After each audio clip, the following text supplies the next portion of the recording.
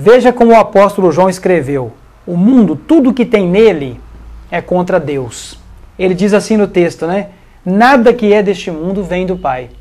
Quando ele fala deste mundo, ele não está falando de terra, ele não está falando de planta, ele não está falando de animais, ele está falando de coisas que nós fazemos, atitudes que nós temos, sistema que nós vivemos, essa ganância, por exemplo, que o mundo vive nela, essa correria pelo dinheiro.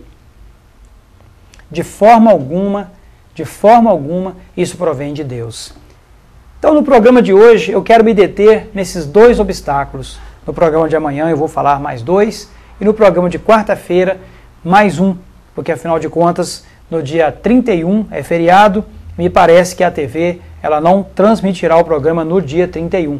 Então nós vamos até quarta-feira. Então eu vou dividir essa mensagem em três partes. Os maiores obstáculos para o processo de santificação. E aqui as duas coisas que nós estamos vendo hoje.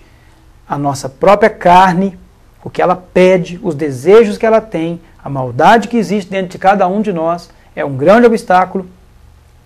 E o segundo obstáculo, o sistema do mundo, a maneira como o mundo opta por viver.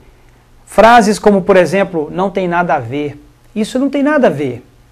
Né? Os namoros, por exemplo, de hoje em dia, a maneira como se comercializa, a maneira como nós tratamos os nossos relacionamentos, a maneira como os filhos estão tratando os pais e os pais também estão tratando os filhos. Quantos pais hoje estão deixando seus filhos à mercê da própria sorte, sendo dominados ali por um computador? Quer dizer, o sistema do mundo que nós estamos vivendo, ele é contra a santidade. Trabalha contra. E por trás desse sistema existe aquela força, aquela pessoa, aquela entidade que é Satanás, o príncipe deste mundo, aquele que opera agora naqueles que são desobedientes a Deus.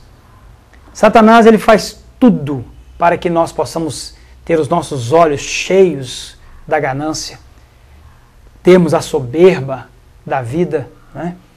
Satanás faz de tudo para nos afastar de Deus. E o sistema que nós vivemos hoje, ele é contra Deus.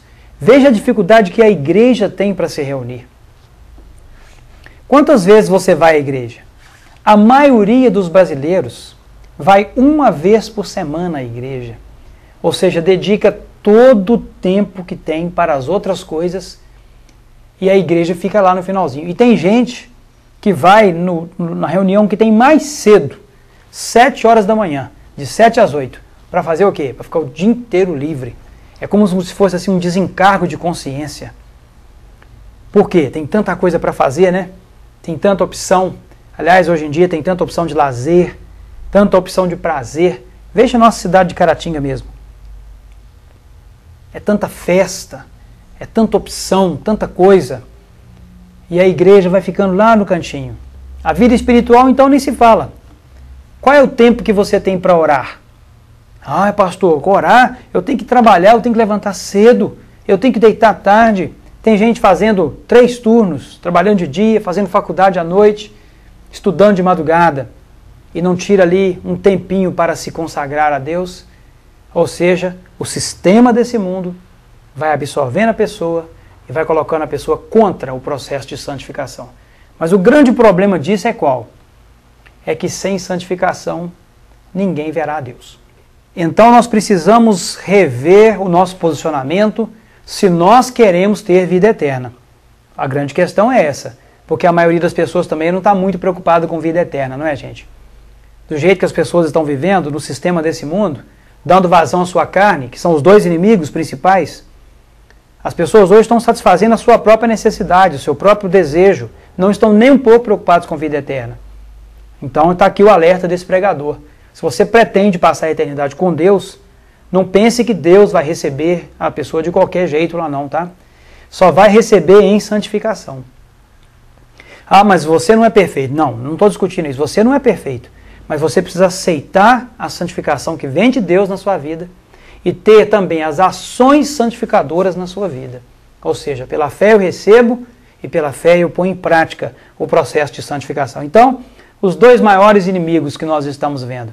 Você acompanha aí na sua tela agora.